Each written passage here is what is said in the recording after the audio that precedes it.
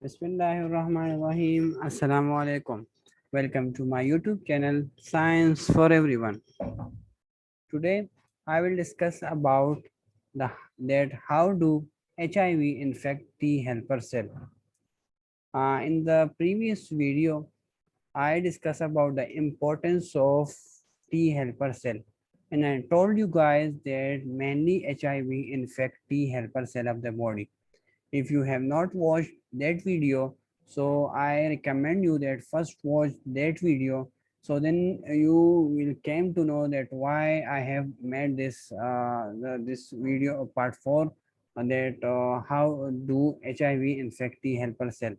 मेरा मतलब ये है कि एच आई वी जो है बेसिकली टी हेल्पर सेल्स को CD4 जो सेल्स टी सेल्स है उसको मेनली इन्फेक्ट करता है, ठीक है। वाई इट इन्फेक्ट दो सेल्स, सो इसकी इम्पोर्टेंस और इसका जो मेन रीजंस है वो मैंने पार्ट 3 में डिस्कस किए हैं। And today I will discuss about the main mechanism that how an HIV infect a T helper cell. Okay, and I guarantee कि you will get all your answers to your questions. जो जितने भी answer हैं I am trying that आपको वो सारे answer मिल जाए. I have made it in a simple way, so just follow the step and just listen to my voice carefully. Okay, so let's start with the lecture. This is a simple slide, and this is basically a T helper cell. This blue portion is a T helper cell. This blue is a T helper cell, and this yellow color is basically is an HIV virus. Okay, this blue is a T helper cell, and this is the small yellow particles are the HIV. So I just want to show you that how big a T helper cell is in response in when we compare HIV to a T helper cell. Okay, so this was just an informative slide, and it is an animated picture. Okay, not a microscopic picture. And I have shown a microscopic picture in, I think, in video number first. So you can watch there, you can see those that pictures in there, that part. Okay, this is a animated picture. Okay, so just I was showing you that how much a T helper cell is bigger than a HIV virus. Okay, this is basically the main mechanism of the that how an HIV infect a T helper cell. So I will discuss each and every step in detail. Okay, this is a general overview that how it infect. First, if I want to give you a brief introduction, that this is an HIV, and it come in contact with the surface of a CD4 T helper cell, and after that it inject its nuclear material, and these are all the processes that in the last I will discuss, and in these steps. Okay, first I will discuss each and every step in detail in the later slide, and after that when I discuss those slides, so at the last then I will come to this slide, and then you can easily point out that what happens here, what happens here, and what are these yellow particles, and how this DNA is forming, and all this then you will came to know. So let's proceed with that slide first. Okay, so we all know that when a cell is infecting, when a cell is in starts, when a virus came in, come and want to infect a cell. Okay, so first it has to bind to that cell. Okay, we all know that if a virus want to infect a cell, so पहले वो क्या करेगा, उस cell के साथ bind करेगा. After that then it can perform the other function. So मैं आप अपने आप को क्लियर कर लें and open your minds, and आप इसको समझें. In the first video I discussed about the structure of an HIV, and I told you this there are certain spikes over the HIV virus. उसके surface पे incorporate होते हैं different spikes जो glycoprotein 120 kilodaltons और ये जो portion है वो GP120 और ये जो पोर्शन है वो GP41 है।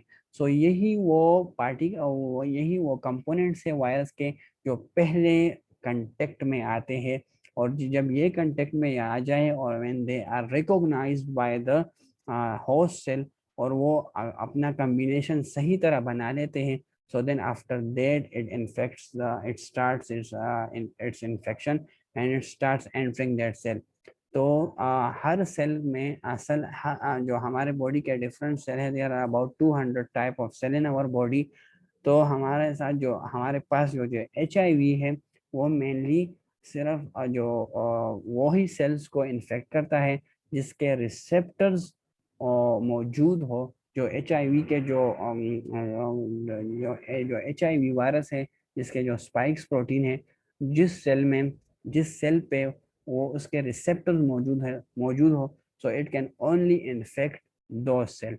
Okay, so let's start. This is an HIV virus. These are its spikes, and this is mainly a CD4 cell.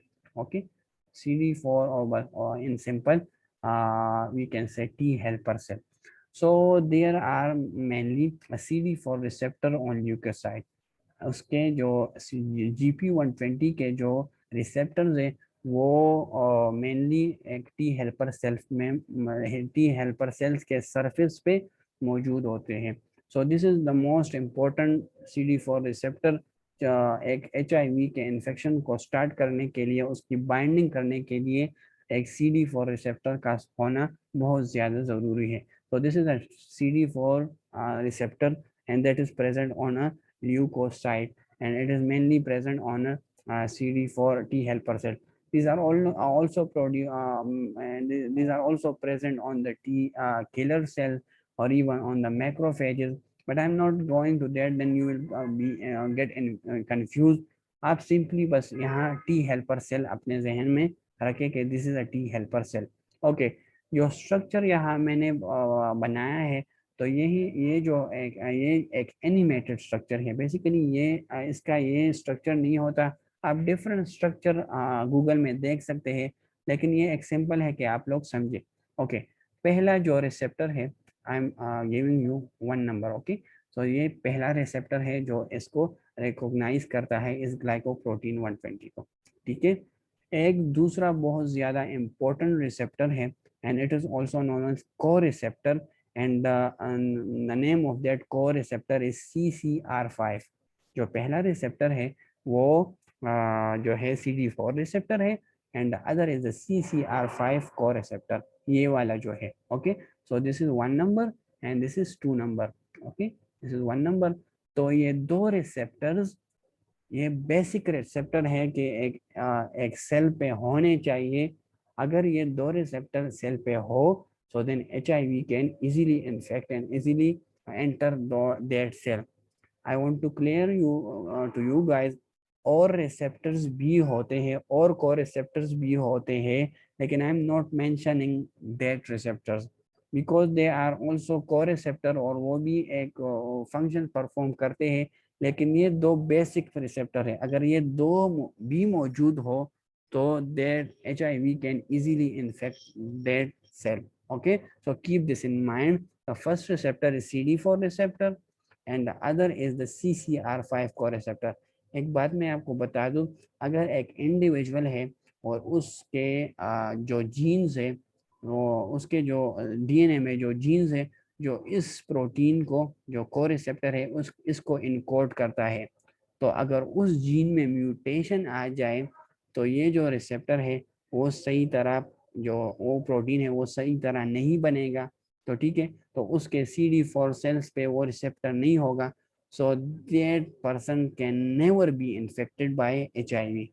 So now I think this is clear to you कि ये जो दो receptors है ये बहुत ज़्यादा ज़रूरी है। एक बात मैं आपको बता दूं कि ये जो CCR5 को रिसेप्टर है, मैं फिर बताता हूँ, अगर ये एक इसके जो फॉर एग्जांपल एक जीन है वो CCR5 रिसेप्टर को कोड करता है, अगर उस जीन में म्यूटेशन आ जाए तो वो ये को रिसेप्टर सही तरह नहीं बनेगा, and then HIV will not recognise that cell. ठीक है, और उसके बाद वो उसको इन्फेक्ट नहीं करेगा। तो ये एक प्लस पॉइंट है, अगर एक इंडिविजुअल में ये जीन म्यूटेटेड है तो वो कभी भी HIV का शिकार नहीं हो सकता। After that when it is ये बाइंड हो जाए और एक ये रिकॉग्नाइज हो जाए तो क्या कर लेता है, इसके जो डिफरेंट सिग्नल है वो अंदर चले जाते हैं। And after that what does that signal do, हम आगे पढ़ेंगे। होप आई थिंक ये स्टेप आपको सही तरह क्लियर हो गया होगा। Okay, this is the binding. After that the entry. Okay, ये जो एंट्री है ये भी बहुत ज़्यादा ज़रूरी है कि क्वेश्चन आता है कि एंट्री किस तरह होती है। एक HIV वायरस है, उसकी जो CD4 सेल है, फॉर एग्जांपल ये जो है ये वाला, ये CD4 का T हेल्पर सेल का सेल मेम्ब्रेन है या उसका आउटर लेयर है, ठीक है, सेल मेम्ब्रेन है, ठीक है। और ये HIV वायरस है।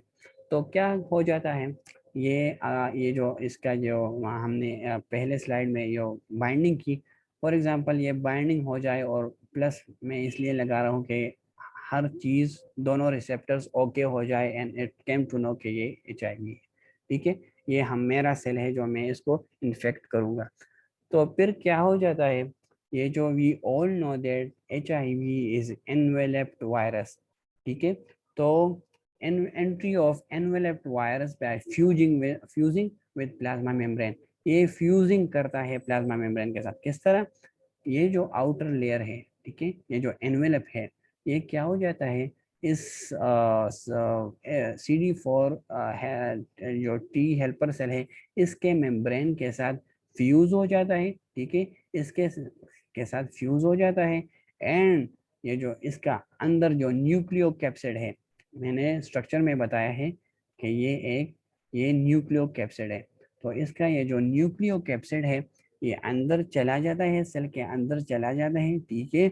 और ये जो इसका एनवेलप है ये बाहर रह जाता है। सो आई आई वांट टू क्लियर कि अगर आपसे कोई पूछे कि HIV पूरा अंदर जाता है, so your answer will be no. ये जो आप कहेंगे कि इसका envelope CD4 T helper cell के एनवेलप के साथ फ्यूज हो जाता है, okay. And only the nucleocapsid enters the cell, सिर्फ न्यूक्लियोकैप्सिड सेल के अंदर जाता है। जो एनवेलप है वायरस का वो बाहर होस्ट सेल के सेल मेम्ब्रेन के साथ फ्यूज हो जाता है, ठीक है। और ये सेल के अंदर अभी ये जो इंटरनल एनवायरनमेंट है, अगर आई ई इंटरनल एनवायरनमेंट है किसका, CD4 का इंटरनल एनवायरनमेंट के साथ एंटर हो जाता है। तो ये जो मैं लास्ट में फिर वो बड़ा वाला डायग्राम दिखाऊंगा तो उसमें फिर आपको समझ आ जाएगा कि इसकी एंट्री किस तरह हुई है। Okay, so this was the entry, hope you understand it. Second first step binding, binding हो गई, उसके बाद फिर एंट्री हो गई। नाउ ये जो स्टेप है ये बहुत ज़्यादा ज़रूरी है।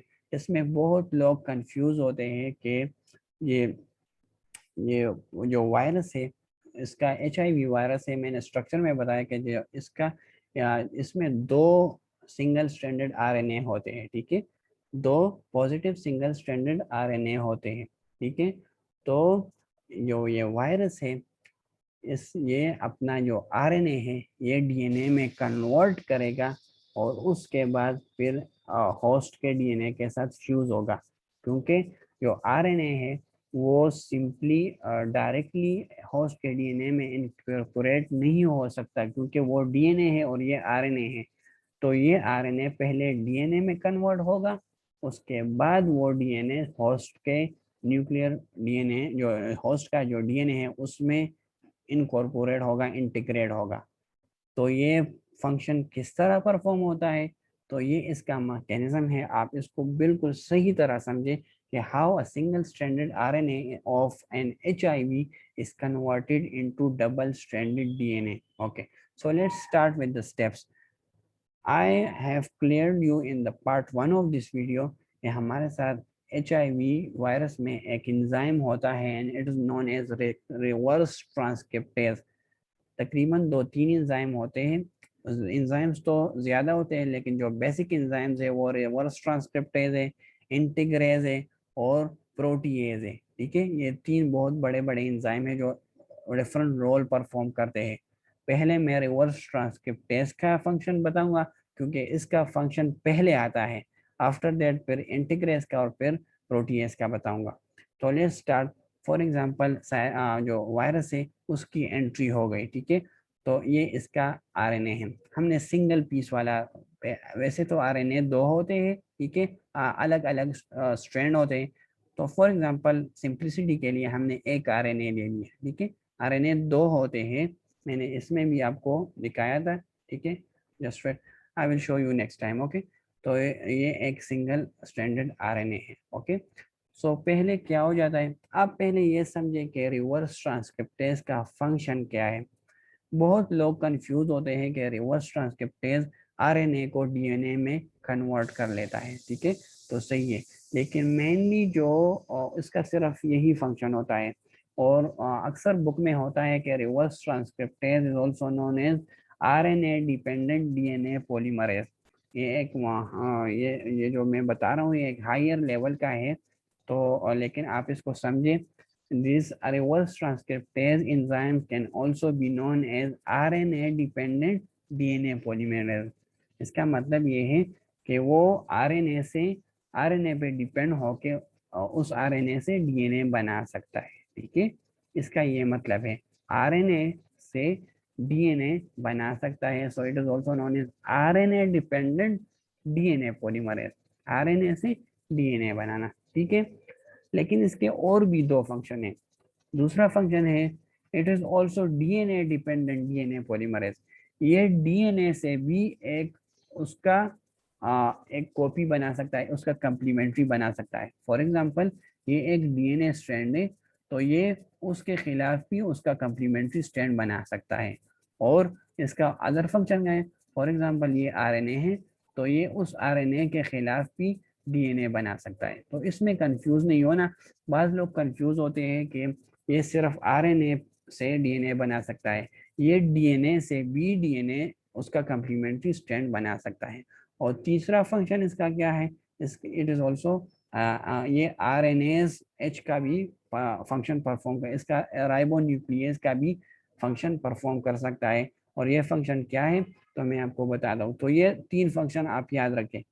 मैंने इसको एक सबसेट, ये जो बिल्कुल जो येलो कलर है ये रिवर्स ट्रांसक्रिप्टेज है, और ये इसके सब यूनिट्स है, okay. This is basically a whole reverse transcriptase enzyme, लेकिन ये इसके सब यूनिट है, इस ये एक एनिमेटेड पिक्चर है। सिंपली मैं आपको बता दूं कि ये तीनों फंक्शन परफॉर्म कर सकते हैं, ठीक है।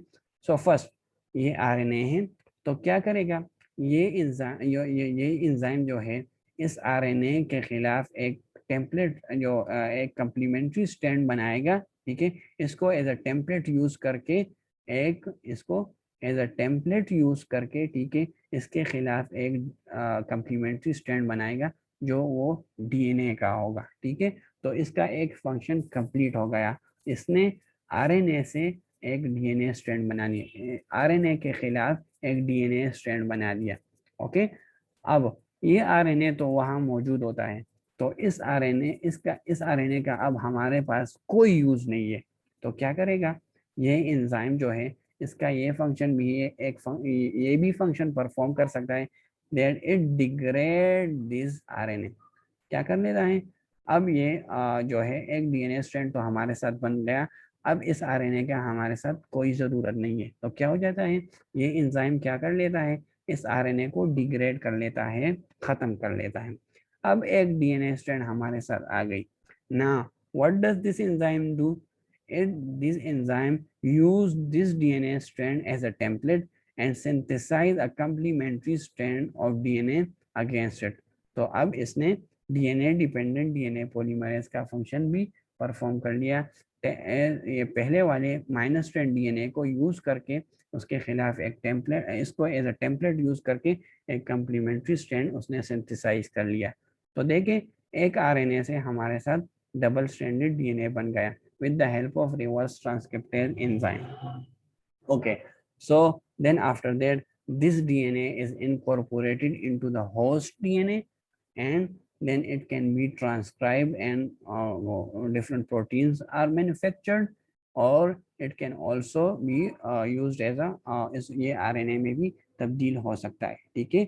लेकिन सिंपली मैं बता दूं कि ये जो डीएनए है, जब ये होस्ट के डीएनए में इनकॉर्पोरेट हो जाए तो ये उसका एक मैसेंजर आरएनए भी बन सकता है, ठीक है। और ये मैसेंजर आरएनए पर इस्तेमाल होके ये मैसेंजर आरएनए जो है, यही मैसेंजर आरएनए क्या कर सकता है, ये जो ये वाला, ठीक है, ये प्रोटीन्स में इसकी ट्रांसक्रिप्शन भी हो सकती है और डिफरेंट प्रोटीन्स भी बना सकता है, ठीक है। ये जो प्रोटीन है ये HIV के प्रोटीन है, और इससे फिर आरएनए बन के ये जो ये वाला आरएनए है, इससे ये वाला आरएनए भी अगेन बन सकता है रिवर्स ट्रांसक्रिप्टेज के जरिए।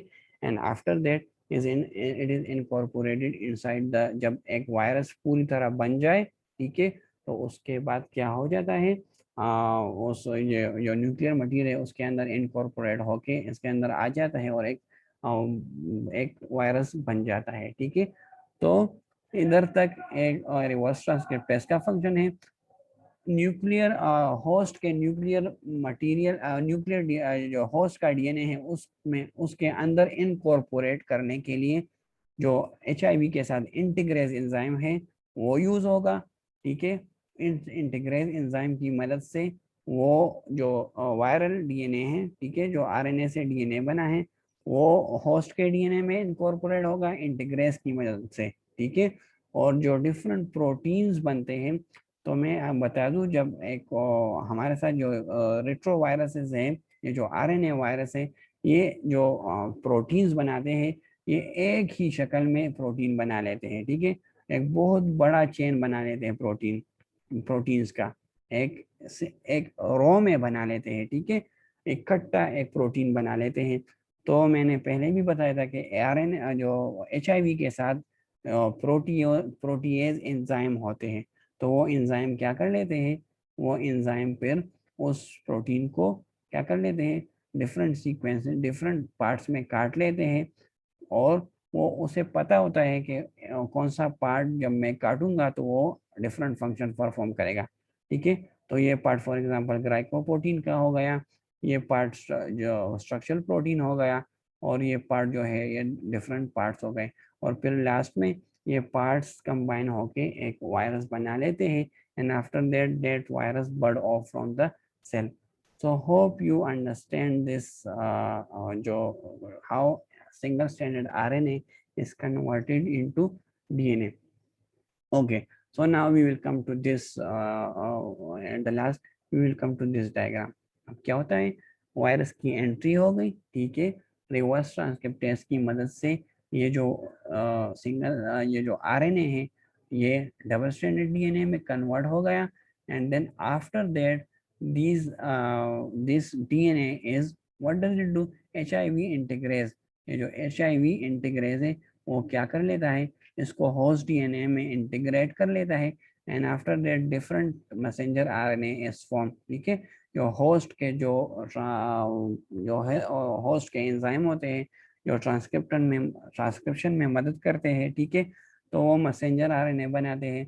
तो ये मैसेंजर आरएनए जो है ये वायरस के लिए भी इस्तेमाल हो सकता है, जो वायरस का ये वाला न्यूक्लियर मटीरियल डीएनए है, ठीक है, न्यूक्लियर मटीरियल आरएनए है, और ये पोर्शन जो है ये प्रोटीन सिंथेसिस के लिए यूज हो सकता है। आफ्टर दैट ये जो देख ले आप, ये वाला आरएनए जो है ये तो ठीक है होस्ट का होगा, ये वायरस का न्यूक्लियर मटेरियल हो गया, ठीक है। और ये आरएनए जो है, ठीक है, ये आरएनए जो है इसकी डिफरेंट ट्रांसलेशन होती है और डिफरेंट प्रोटीन्स बनते हैं। सॉरी, मैं अगर आपको बता दूं, ये वाला जो आरएनए है, अगर सिंपली मैं ये वाला आरएनए फॉर एग्जांपल ये होस्ट का सॉरी ये HIV का आरएनए हो गया, सही है, ये बिल्कुल इसी तरह रहेगा।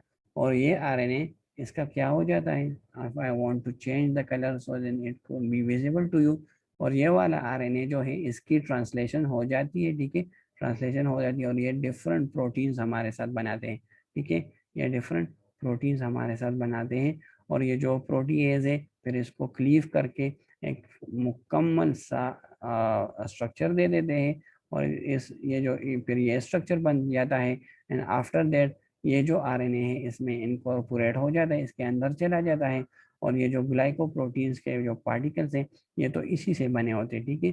तो ये इधर चले जाते हैं, ठीक है, और उसके बाद ये एक पूरा वायरस बन के बर्ड ऑफ हो जाता है। तो ठीक है, hope you understand this video well. अगर इसमें कोई भी आपको क्वेश्चन हो तो आप मुझे बता सकते हैं। अगर कोई स्टेप को की समझ आपको ना आए कि ये स्टेप पे मैं नहीं समझा, ये सिंपली एक रिप्लाई में आप वो इसकी एक्सप्लेनेशन कर ले तो मैं कर लूँगा, ठीक है। ये मैंने बहुत सिंपल ली है, इसका प्रोसेस बहुत कम्प्लेक्स होता है, लेकिन अगर आप इस पे भी समझे तो ये आपके लिए काफ़ी है, ठीक है। So like this video, share with this video and subscribe to my channel for more interesting video. Okay, and also you can use these slides in your presentation and assignment. Thank you very much. God bless you.